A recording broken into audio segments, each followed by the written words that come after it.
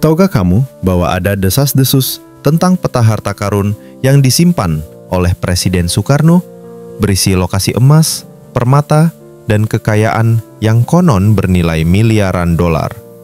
Beberapa percaya harta ini tersembunyi di lokasi-lokasi rahasia di Asia Tenggara, termasuk di pulau-pulau terpencil Indonesia. Cerita ini telah memicu pencarian selama puluhan tahun dari para pemburu harta karun hingga organisasi rahasia internasional. Tapi benarkah peta ini ada? Atau hanya mitos besar yang diwariskan dari mulut ke mulut? Menurutmu, mungkinkah harta karun Soekarno benar-benar ada? Soekarno bukan hanya presiden pertama Indonesia, tapi juga sosok penuh misteri dan simbol perjuangan kemerdekaan. Dalam sejarah yang beredar, ada kisah tentang peta rahasia yang diduga disimpan olehnya, peta yang menunjukkan lokasi harta peninggalan kerajaan-kerajaan Asia, bahkan hasil rampasan perang.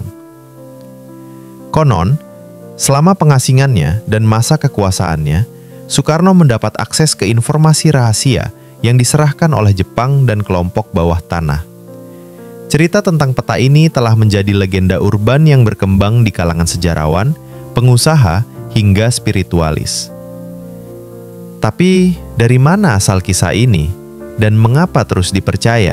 Tidak semua orang percaya kisah ini. Banyak sejarawan mempertanyakan keaslian dokumen yang disebut-sebut sebagai peta harta karun Soekarno. Beberapa menyebutnya sebagai hoaks yang sengaja dikembangkan untuk kepentingan politik atau ekonomi. Tantangan terbesar bukan hanya membuktikan peta itu ada, tapi juga menghadapi medan berat dari hutan lebat Kalimantan hingga goa-goa tersembunyi di Sulawesi. Beberapa ekspedisi bahkan berakhir tanpa hasil, memakan biaya besar, dan kadang menelan korban jiwa.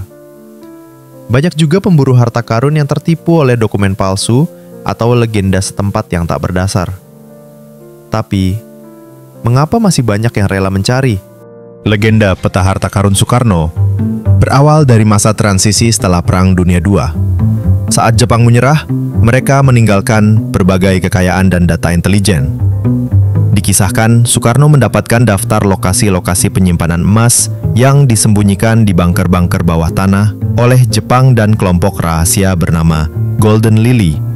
Beberapa tokoh mengklaim pernah melihat peta ini, bahkan ada yang menyebut Soekarno mengamankan harta tersebut untuk masa depan Indonesia.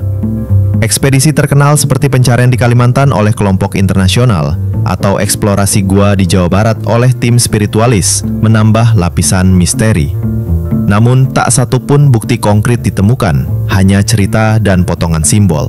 Kisah paling meyakinkan datang dari seorang mantan ajudan presiden yang mengklaim melihat peta asli bertanda tangan Soekarno dan simbol Jepang. Ia mengaku bahwa lokasi tersebut berada di sebuah pulau kecil yang kini menjadi area terlarang militer. Ada pula cerita tentang seorang spiritualis yang menemukan potongan logam emas bertuliskan aksara Jepang dan Indonesia di Goa Gunung Halimun. Meski tidak bisa diverifikasi, temuan ini memicu minat baru. Yang paling menggemparkan, muncul rekaman video lama yang menunjukkan seseorang menyerahkan dokumen kuno kepada Soekarno. Meski kualitas buruk, para analis mengatakan isi dokumen itu menyerupai peta.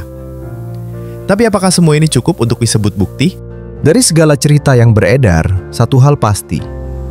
Peta harta karun Soekarno telah menjadi bagian dari warisan budaya pop Indonesia. Terlepas dari bukti yang minim, kepercayaan terhadap cerita ini menunjukkan betapa kuatnya pengaruh Soekarno dalam imajinasi rakyat. Apakah peta itu nyata? Mungkin ya, mungkin tidak. Tapi selama masih ada harapan dan keingintahuan, kisah ini akan terus hidup. Ia menghubungkan sejarah, politik, dan mitos dalam satu narasi yang menarik. Mungkin itu sendiri adalah harta karun sesungguhnya. Semangat untuk mencari dan bertanya.